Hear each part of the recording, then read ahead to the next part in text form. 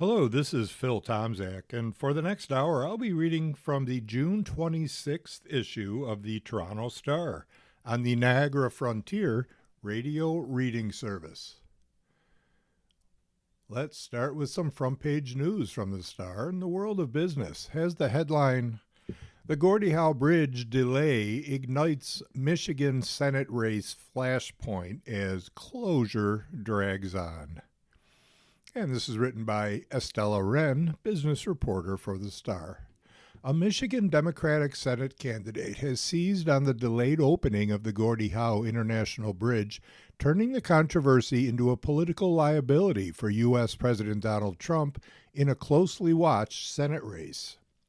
Mallory McMorrow, running in a three-person Democrat primary race, released an advertisement on Wednesday accusing Trump of refusing to open the completed bridge because the Maroon family, which owns the competing Ambassador Bridge, donated $1 million to MAGA Incorporated.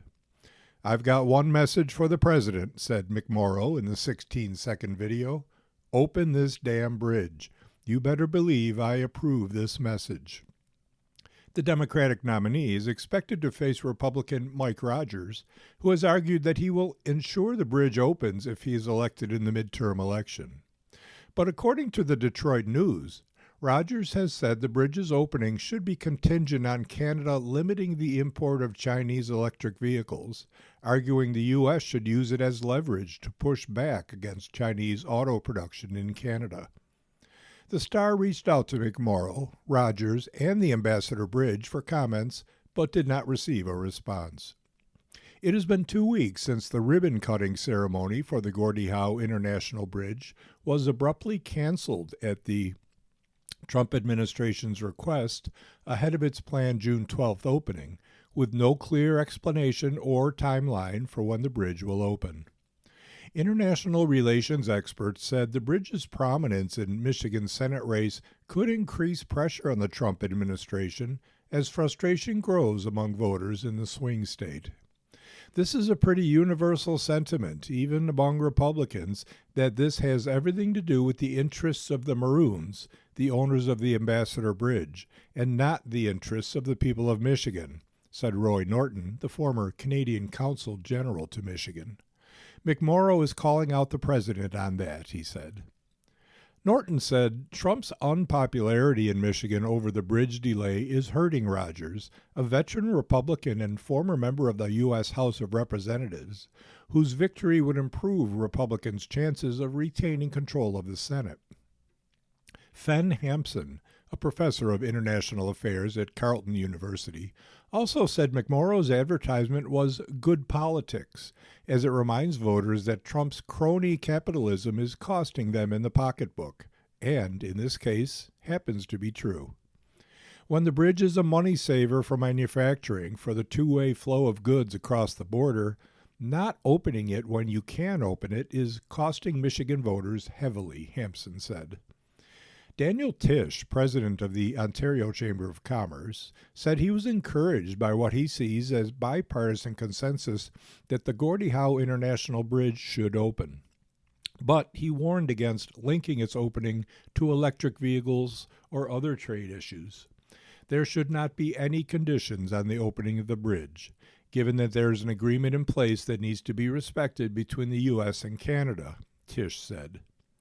Since February, when Trump said on Truth Social that the bridge would not open unless the U.S. was fully compensated, other members of his administration have put forward shifting rationales and conditions for its opening, making it difficult to predict what, if any, would ultimately lead Trump to authorize it, Norton said.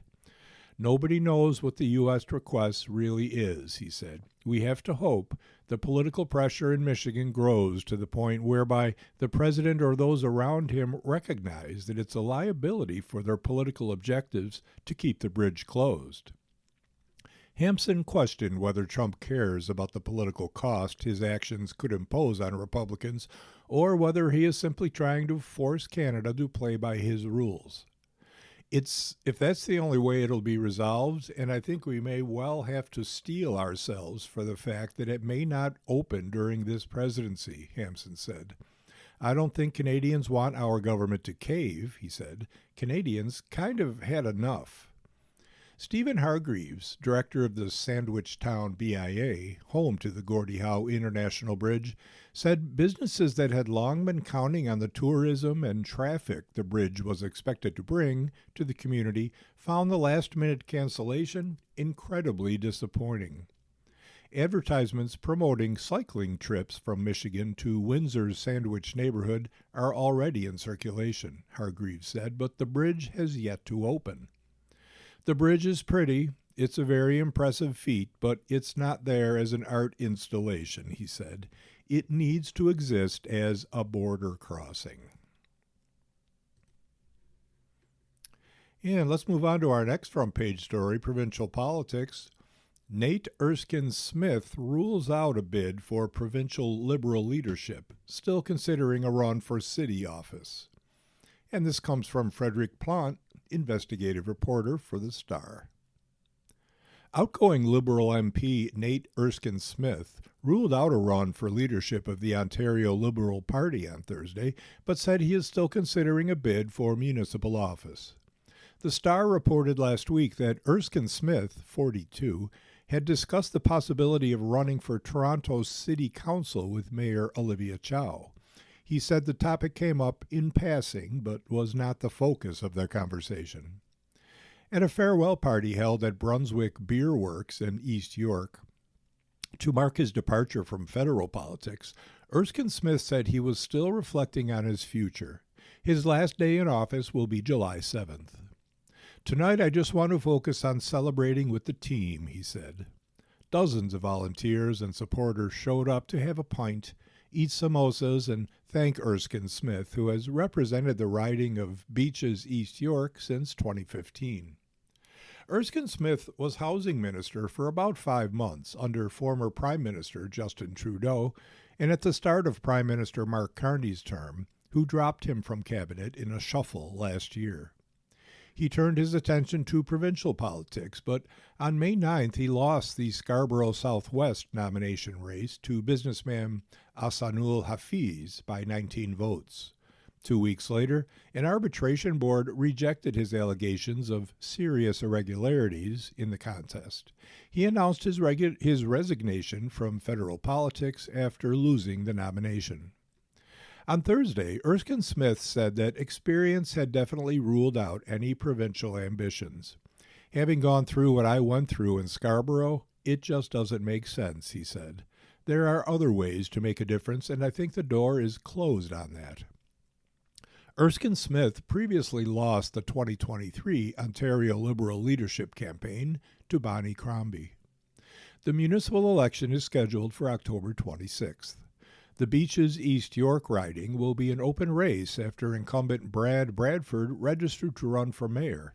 As of Thursday, 9 candidates had signed up to try to replace him, including former city employee James Dan, school trustee Kevin Morrison, and CTV reporter Natalie Johnson. Erskine Smith would likely make a formidable candidate if he entered the race. He won nearly 40,000 votes, or about 68%, in the federal contest in Beaches East York last spring. Let's move on to our next front page news story. From federal politics, it has the headline, Transport Canada grounds Black Hawk helicopter that RCMP still has to pay for. This is written by Mark Ramsey, the Ottawa Bureau. Ottawa.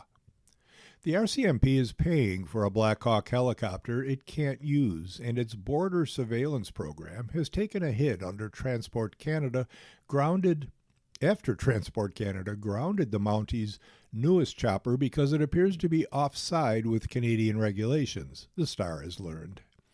The helicopter, which is registered in the U.S., was only allowed into the country for marketing demonstration tours, special events, and training operations, Transport Canada said, and is otherwise not certified for use here. But Ottawa-based Helicopter Transport Services, the RCMP supplier for 2 other chartered Black Hawk helicopters, won a contract worth up to $7.5 million to have the upgraded Black Hawk replace a competing company's border control helicopter, complete with staff and crew, from this month until December, the Mounties confirmed to the Star. The third aircraft was grounded following concerns raised by Transport Canada related to regulatory considerations, and discussions between the RCMP and Transport Canada are ongoing. There is currently no confirmed timeline for when the third Black Hawk will return to service, a spokesperson for the RCMP said in response to queries from the Star. At this time, the RCMP is operating 2 of the 3 helicopters along the nearly 9,000-kilometer Canada-U.S. border. While the Mounties will not have to pay for the grounded helicopters' flight hours, typically the most expensive operating cost, the force said it still owes daily minimum payments regardless of if the air asset is used or not. The RCMP did not specify what the minimum rate is or how much it has paid for the grounded helicopter so far. The grounding marks the latest development in a long-running industry dispute over Canadian regulations for refurbished ex-military helicopters, which has highlighted an apparent contradiction between Canada's border security ambitions and its aviation regulations, with the RCMP's use of Black Hawks for border surveillance at the center of it. It's not clear how and why the Mounties signed a multi-million-dollar contract for a Black Hawk that may not have been eligible for the Border Patrol work it was contracted to do. Todd Kaliezi, president of Expedition Helicopters, the RCMP's previous supplier, said the decision to award a Border Patrol contract to a U.S. registered helicopter not certified for commercial operations left him shocked and disappointed. It's more disconcerting knowing there are Transport Canada certified, airworthy, and approved UH-60 Blackhawks available in Canada for hire at a similar price point, said Kaliezi, who described it as a reckless procurement philosophy. The RCMP and provincial governments fighting wildfires have developed an interest in the Blackhawks in recent years, but because they were originally designed for the American military's use before being sold to independent operators who refurbish them, they are not certified in Canada and cannot be used here without special exemptions. Only 4 Black Hawk helicopters are registered for use in Canada, 3 of which the RCMP chartered for Border Patrol after U.S. President Donald Trump demanded Canada step up its border security while threatening tariffs on Canadian goods. But in 2024, after a push by Canada's largest helicopter industry group, Transport Canada stopped issuing new special exemptions for the aircraft, indicating it needs time to evaluate the helicopter's commercial use. That decision now sits at the center of a $50 million lawsuit launched by Helicopter Transport Services, which owns the 3 helicopters used by the RCMP, against the Helicopter Association of Canada, the industry group. According to analysis of flight data provided to the Star by researcher Stefan Watkins, the newest Black Hawk appeared to enter Canada on May 15th, landing at Helicopter Transport Services' base of operations at Carp Airport on the outskirts of Ottawa. Until its contract with the RCMP started in June, it only flew around the area in what appeared to be flight training, he said. But on June 1st, it flew to the Montreal area, where it began near-daily flights along the border in Quebec, following a similar path to previous RCMP Border Patrol missions, said Watkins. That lasted less than 2 weeks, stopping after June 10th.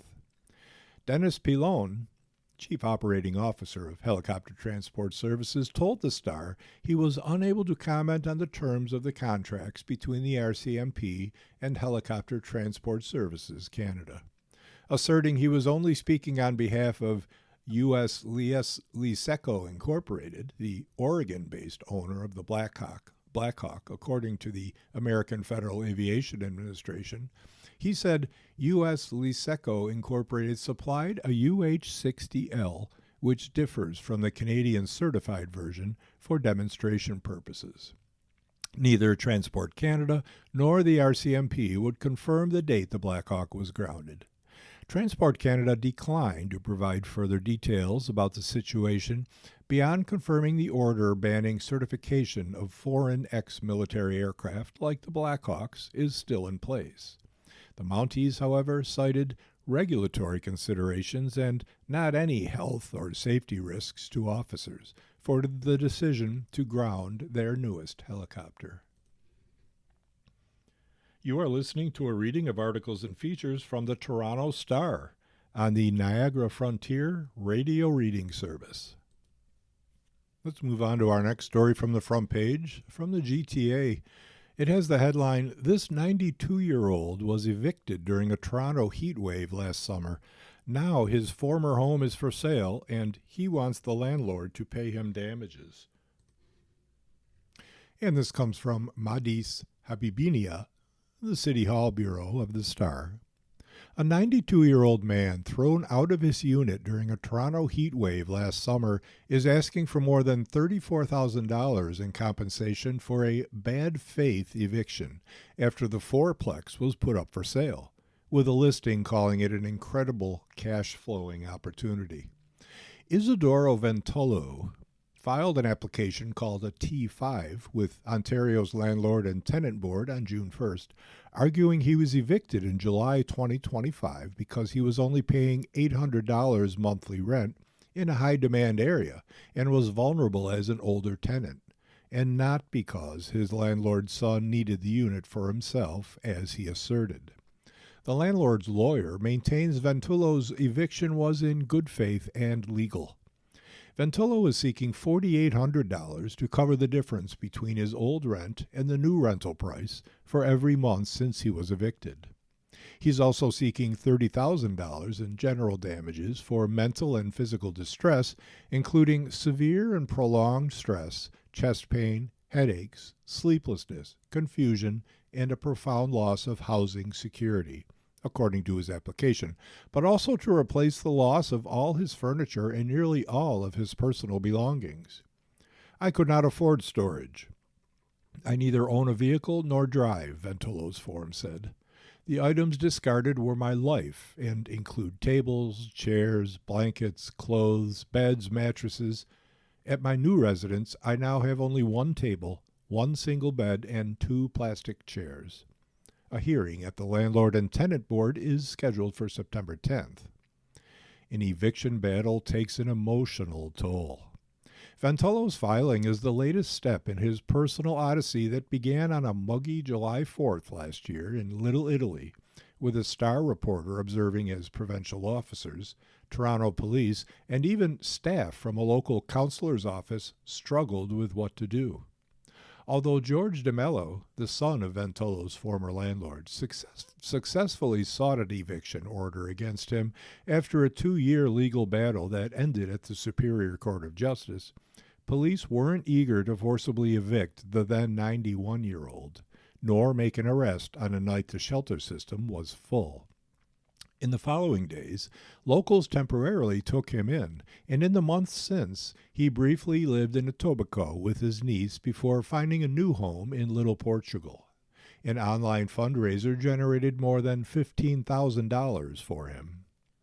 "The emotional toll was enormous," said his niece, Luisa Tedesco. "He barely slept. We spent many nights staying up with him, trying to calm him down, trying to help him cope with the fear and confusion he was feeling. These were supposed to be his peaceful years." The landlord calls the eviction lawful. DeMello, who lived in Alberta, told the courts he wanted to move into Ventolo's unit for at least a year to be closer to his father, who has dementia. Property records show DeMello is now the owner. Under the provincial law, if landlords want to evict tenants for personal use, so either themselves, a family member, or spouse can move into the unit, the person moving in must intend to occupy the unit for at least 1 year. The eviction of Mr. Ventolo was lawful and in good faith pursuant to the orders of the Landlord and Tenant Board, said Spencer Toole, DeMello's lawyer, in a statement on Monday. "Our client looks forward to responding to the unproven allegations contained in the T5. Ventolo's application claims DeMello never moved into his unit nor any other vacant unit in the fourplex. The corner property's listing history shows 42 Mansfield Avenue went on the market on April 30th for nearly $2.4 million, but it didn't sell. The latest listing, which went up June 11th for more than $2.27 million, says 2 units were recently finished top to bottom with renovations, while another unit is recently renovated with tenants.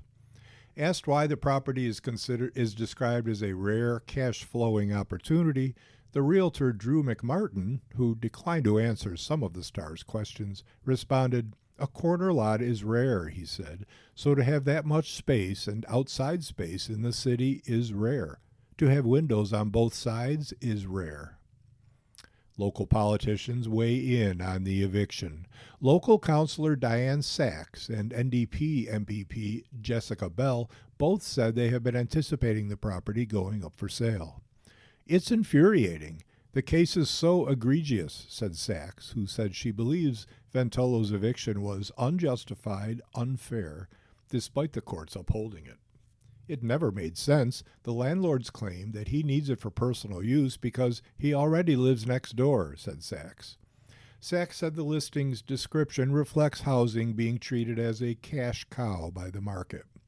The profits that can be made from real estate are so large, and if the fines for landlords evicting in bad faith are often too small, it's the cost of doing business, said Sachs.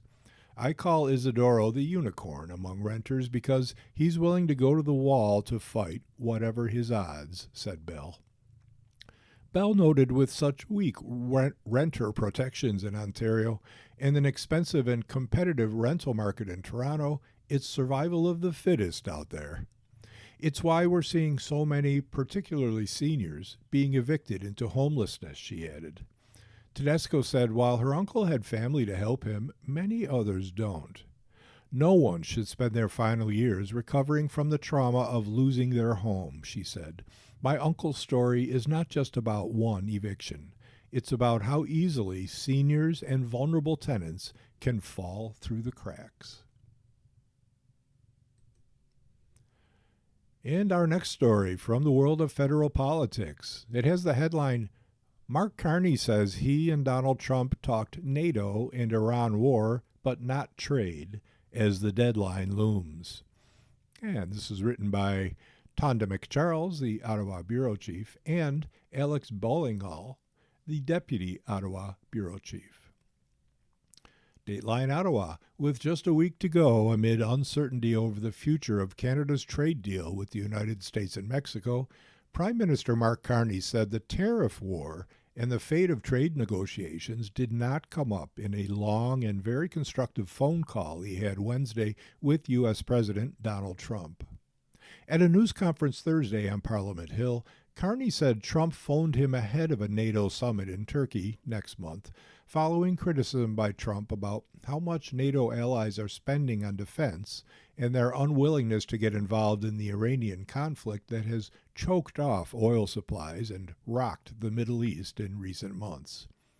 Carney said the two leaders had a very constructive conversation about NATO, Iran, and the broader Middle East as things we're working on together, but he made clear that trade was not on the agenda, even as a July 1st deadline looms for the three North American trading partners to declare their intentions about renewing their trade pact.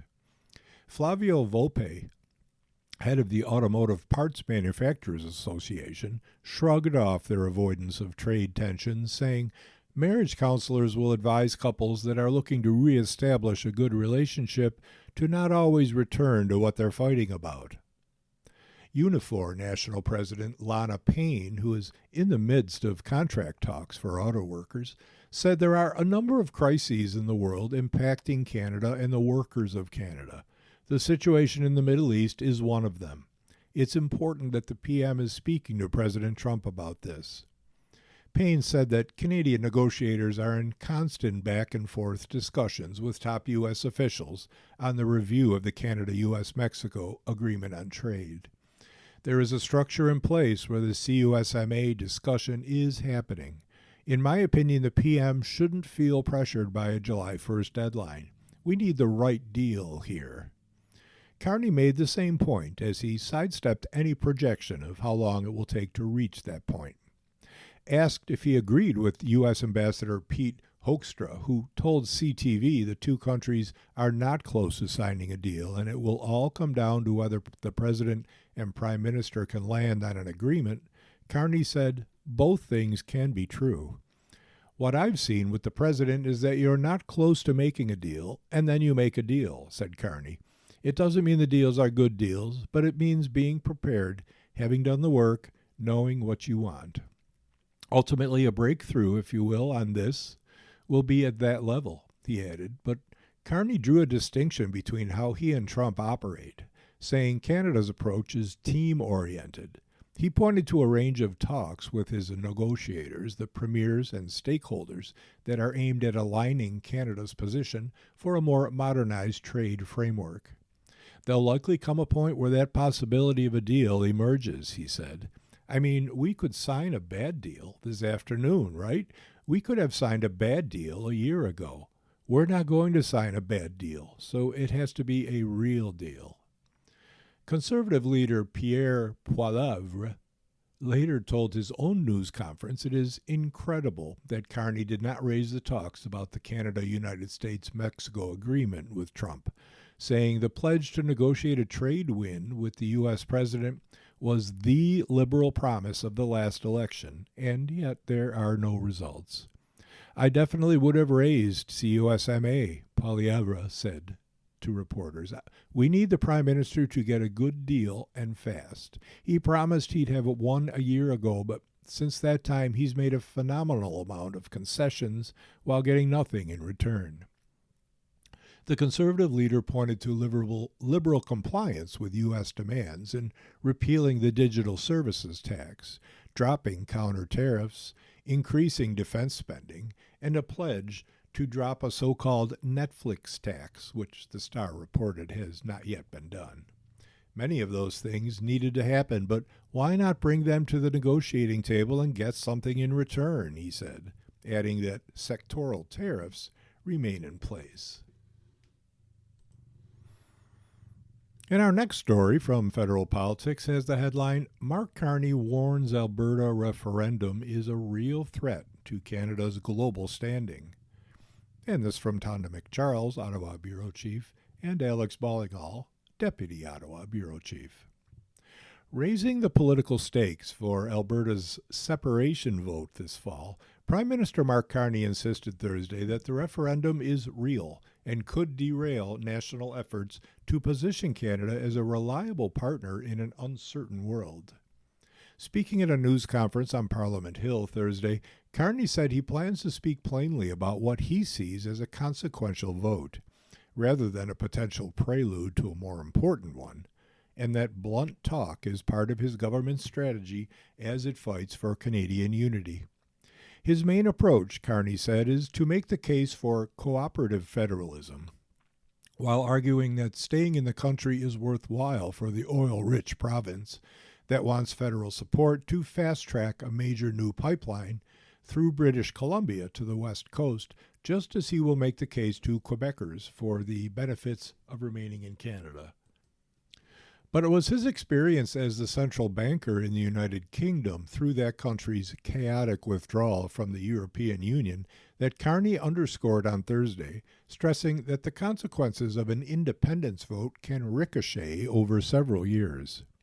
This is a real referendum. It's not a question about a question, a free option, Carney said, referring to how Alberta Premier Danielle Smith, under pressure from separatists in the base of her governing party, staged a referendum that asks Albertans to vote on whether to hold a binding separation vote at some point in the future. It's a dangerous bluff, Carney continued. We're literally at 10 years anniversary of Brexit, and I saw firsthand what gets sold in those referenda. That everything's going to be easy, that you can keep your passport, that you can keep the currency, you can stay in the country and leave it at the same time. You get all the benefits. Such a vote could bring years of uncertainty before the subsequent question comes, Carney said, referring to the Brexit fallout that has seen 6 British prime ministers resign within the past decade. He noted that at a time of global turmoil, Canada is seen as one of the most trustworthy, reliable, desirable countries to do business with, and we shouldn't mess that up. Conservative leader later told reporters at a separate news conference the Prime Minister should take the same approach to restoring Albertans and Quebecers' trust in Canada by offering hope, but he slammed fear-mongering. I believe by building those alliances, we can fulfill the ambitions of Albertans and deal with their legitimate grievances, said Poilievre. Some people say that hope is not a strategy. Well, fear is not a strategy either. You have to give people hope, and we also need to go and speak to our young people in both Quebec and Alberta and tell them that the promise that they were made when they were born in this country will be restored, that they can afford a home, they can start a life, they can build a future, found a family, launch a business successfully here in Canada. Poilievre said he wished the referendum wasn't happening, but it is, and must be confronted. He and the Prime Minister have not talked about participating in joint events, but the Conservative leader will travel the province, where he sits as an MP, throughout the summer to promote Canada and called on Carney to do the same.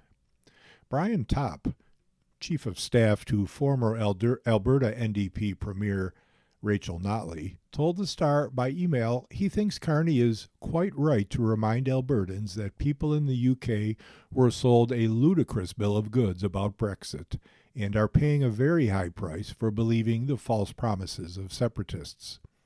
Topp added that, like all democracies, we have real issues to deal with, but there are no issues that justify breaking up Canada. And further, when we're under both economic and existential threat, the last thing we should do is become smaller and weaker, as separatists propose.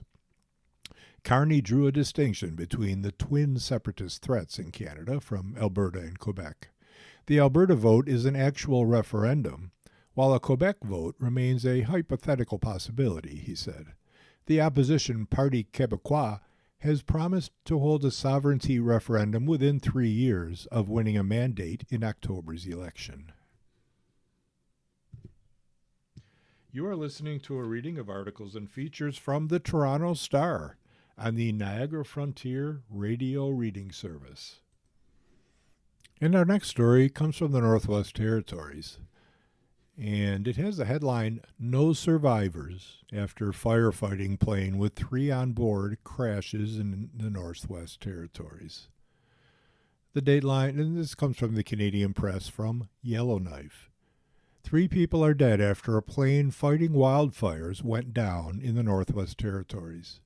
Mounties said the Turbo Commander 690, used as a bird dog plane, crashed Wednesday night about 50 kilometers from Fort Simpson, west of Yellowknife. A bird dog plane is used as an airborne command center to coordinate firefighting operations. Police said 3 people were on board and no survivors were found at the site. Mounties were assisting in recovering the bodies. The RCMP would like to express their sincere condolences to the families and community members affected by this tragic accident, the force said Thursday in a news release. It said the Territory's coroner service is part of the investigation. The Transportation Safety Board of Canada also said it had deployed a team of investigators. Mike Westwick, a spokesman for NWT Fire, said it learned of the crash after the plane was reported overdue. Buffalo Airways said in a Facebook post that it was operating a Turbo Commander 690 on Wednesday that was involved in an incident. In a later post, it said one of its aerial firefighting pilots died while fighting a blaze west of Fort Simpson. Alongside the NWT Department of Environment and Climate Change, we are mourning heroes who are fighting in the line of duty, the airline said. In the coming days, we will honor our fallen in close consultation with their family. NWT Fire said the plane had been supporting wildfire suppression on a fire in the Martin Hills area. The territorial government's website says the out-of-control fire began Tuesday and that the naturally caused blaze was about 1 square kilometer in size.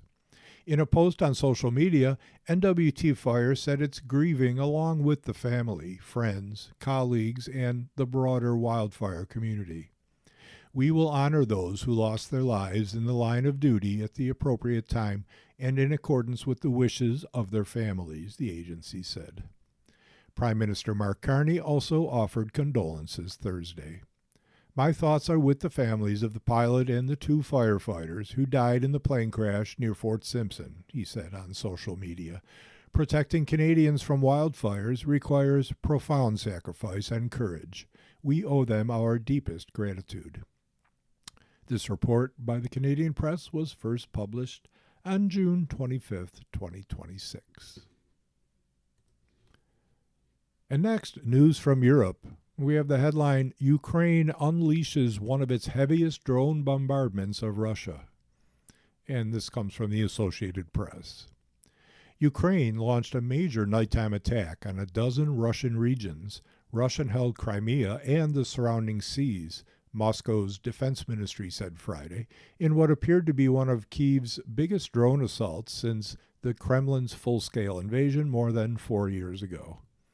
Russian air defenses intercepted 660 Ukrainian drones, Russia's defense ministry said. The previous biggest Ukrainian attack over the past year, as Ukraine has accelerated its drone development, involved 556 drones on May 17th. In an effort to turn the tables on Russia's grinding war of attrition, Ukrainian long-range drones have been battering oil production and energy facilities behind the front line and deep inside Russia.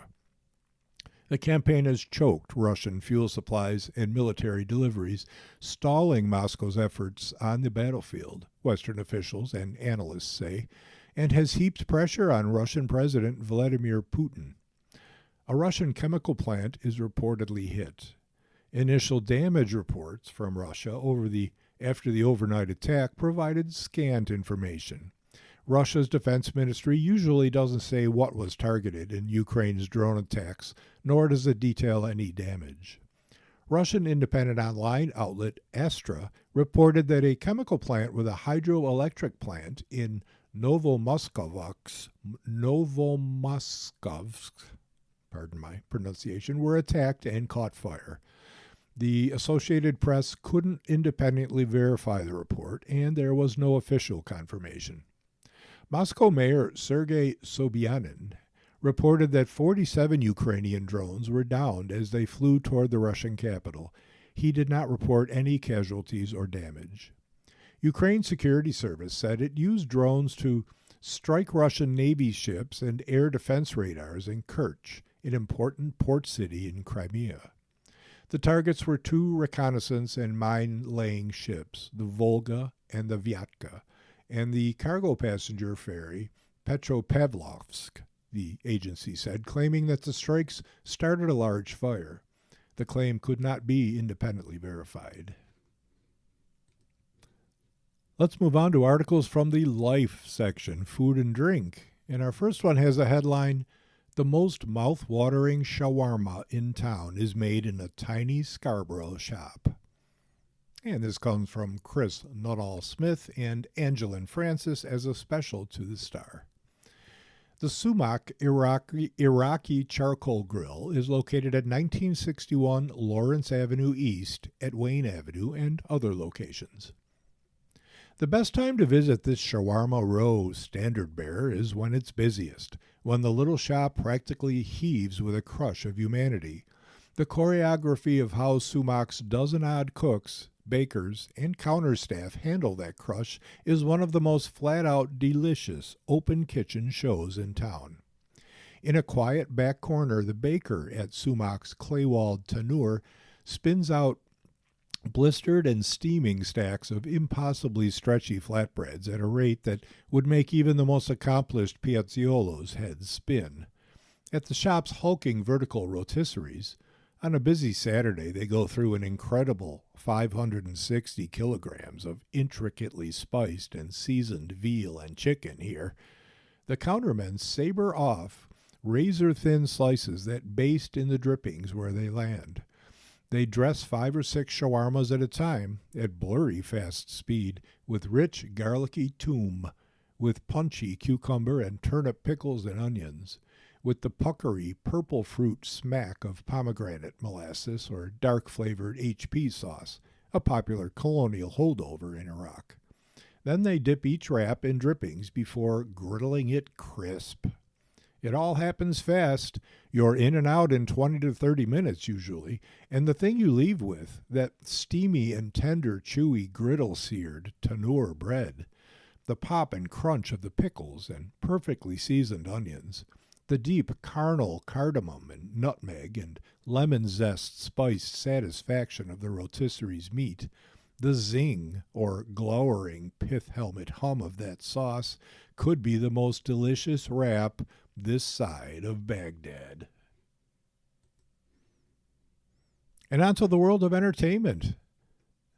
This headline, everything we know about Taylor Swift and Travis Kelce's wedding, reportedly at Madison Square Garden.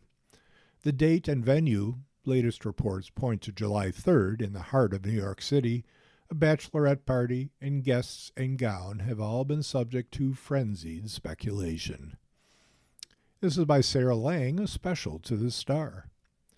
Taylor Swift has mastered the art of misdirection. That's why it's been a matter of public mystery for months about exactly where and when the pop superstar would marry her NFL tight end fiancé, Travis Kelce.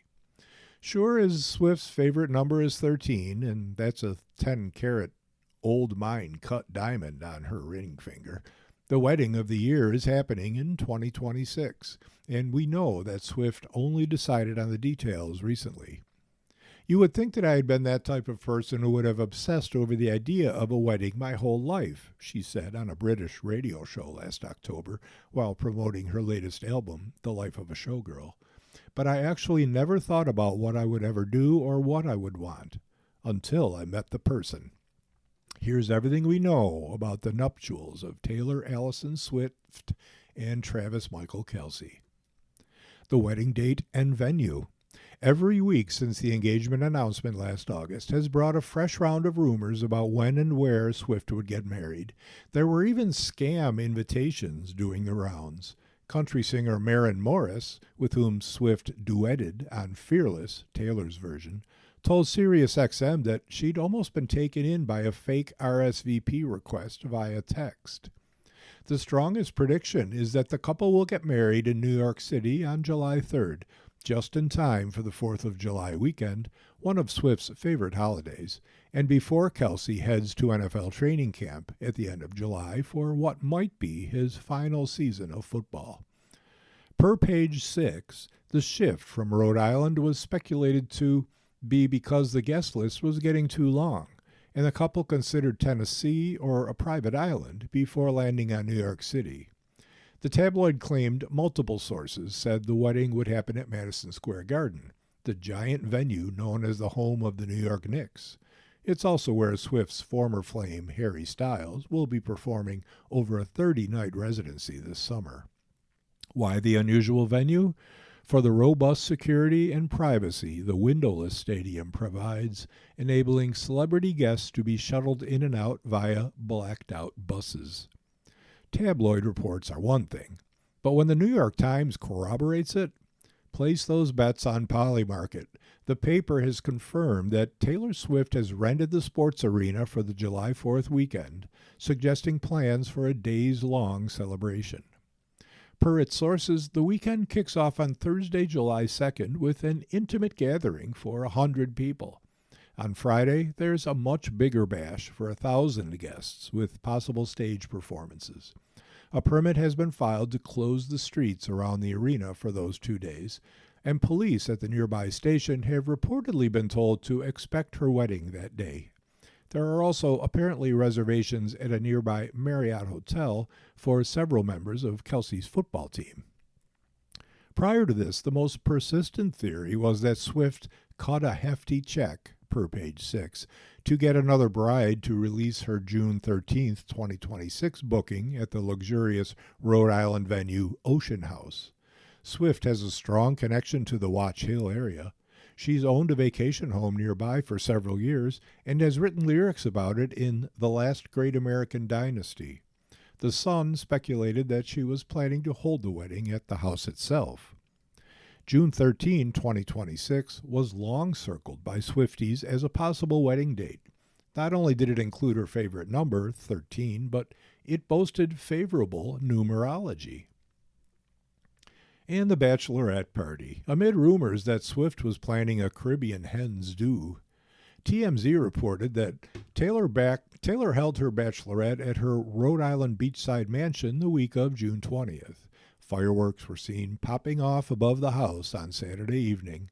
Combine that with reports of a heightened security presence, SUVs filled with people, and a TikToker with binoculars who claims to have footage of Taylor in a bridal white robe hanging out on the balcony with a group of women that included her best friend Abigail, and you've got a solid case for a bachelorette by the beach. As for Kelsey, reports are circulating that the future Mr. Swift held his bachelor party in California the same weekend. He was spotted hanging out with a group of guys that included his brother Jason and future brother-in-law Austin Swift at musician Chris Lake's show in L.A. before heading to San Diego for a NASCAR race. Popular Los Angeles bakery Ya Queremos Pastel posted a picture of a multicolored cake on social media captioned for @KillaTrav, decorated with the phrase, "One more ring," a nod to the wedding band soon to join his Super Bowl bling. You are listening to a reading of articles and features from the Toronto Star on the Niagara Frontier Radio Reading Service.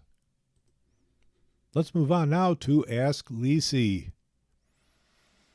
And today's article has the headline, "My boyfriend says his phone glitches. Then I looked at his texts. The night ended with me saying I'd call the cops." And this is by Lisi Tesher, advice columnist. And here's the question from a reader. My boyfriend just got a new phone, even though he only got his old one less than a year ago. I know because I met him at the store when he was buying it. He says his old phone wasn't working properly, but I don't believe him because it works fine. He says his new phone is glitchy and problematic, which is why his location services can't be shared with me. That's also his excuse for not responding to my texts or calls. Again, I don't believe him. He came to pick me up to go out for dinner, and his phone kept beeping. I asked why he could get texts from other people, but not from me.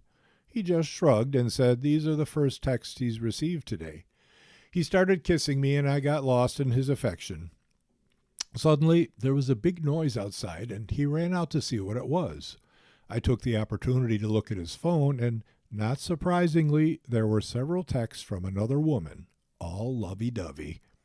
I threw his phone onto the grass, told him to F off, and locked the door. He banged on the door for over 30 minutes while I was on the phone with my sister. I finally told him I was going to call the police if he didn't leave, and he believed me and left. What do I do now? Signed, Fake Phone. Here's Lisi's answer. You know exactly what to do. This man thought he could play you and went so far as to get a new phone to do it. But you listened to that voice inside your head, took the opportunity to snoop when presented, and no, in this case I don't have a problem with that, and caught him red-handed. Furthermore, you took immediate action by locking him out. Move on. You do not need to be treated this way by anyone, ever.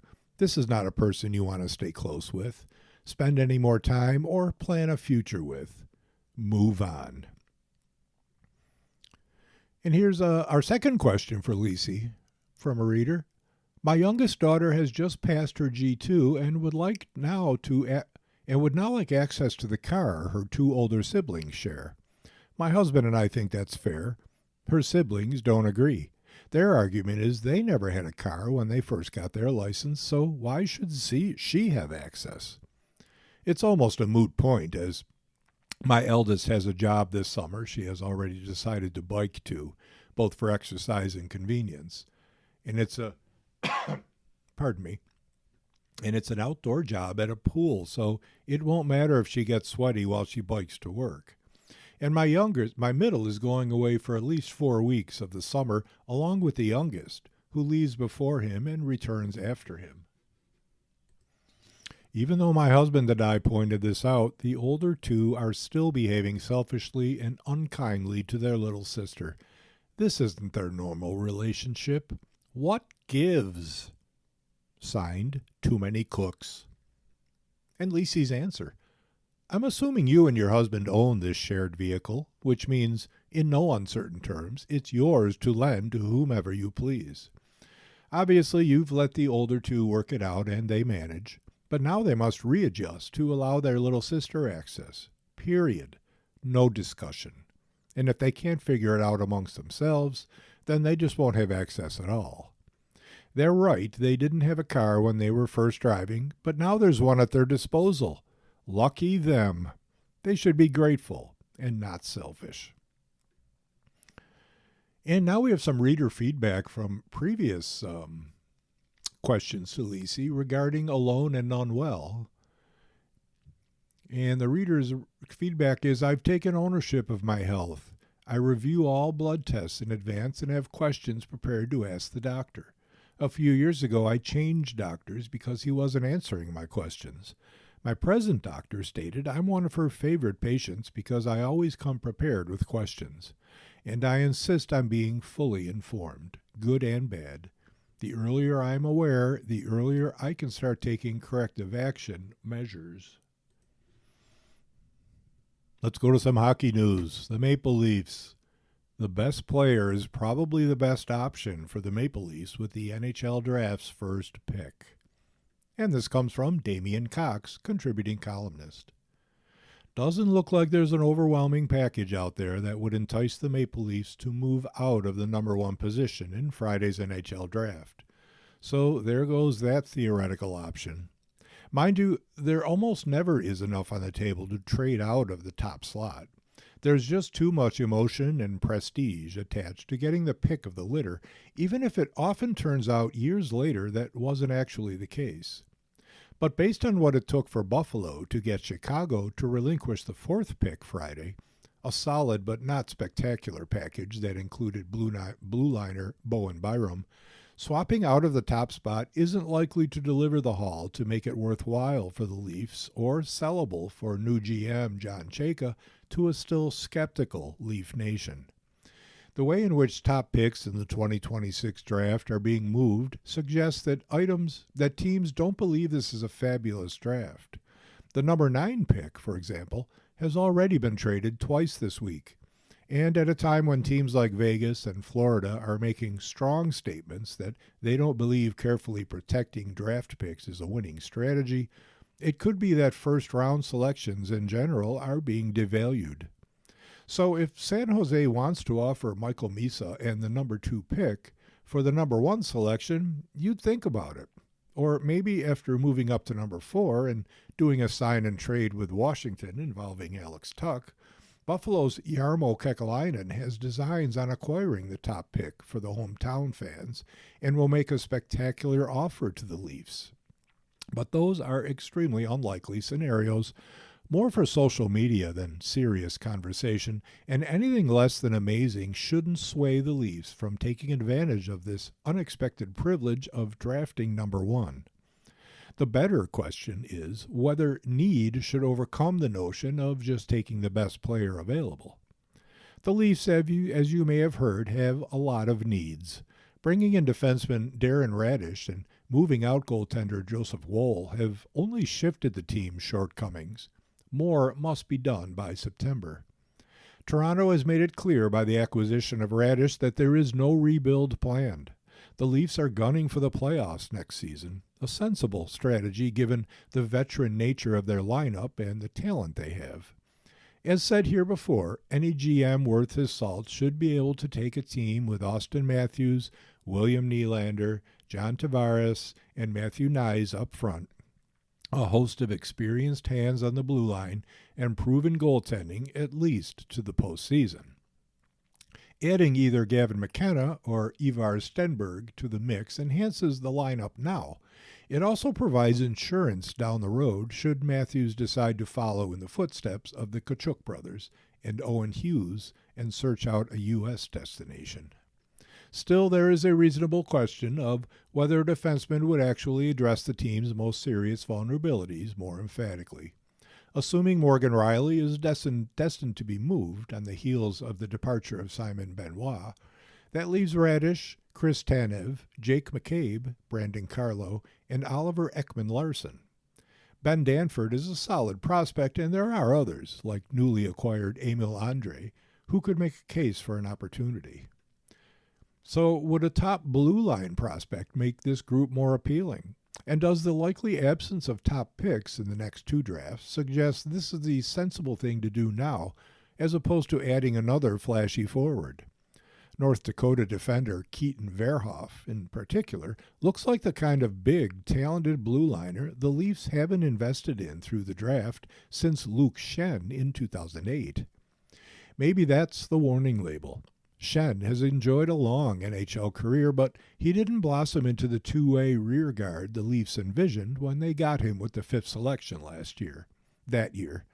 Neither did Kenny Johnson, Drake Berehowski, or Luke Richardson before him. In general, defensemen can be a little tricky to project when they're 18 years old. Historically, the Leafs haven't been very good at it. McKenna and Stenberg don't come with any guarantees either.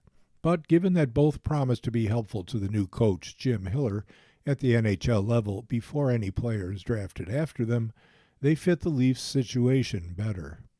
So a sexy trade package seems remote at best, and taking a defenseman, while logical in terms of the long term, just doesn't make sense at this moment. Chayka seems to want to go his own way and be a little unpredictable, but the proven path of keeping number one and drafting one of the two lads sitting atop the rankings seems right on just about every level. You've been listening to a reading of articles and features from the June 26th issue of the Toronto Star. Your reader has been Phil Tomczak. Thank you for listening.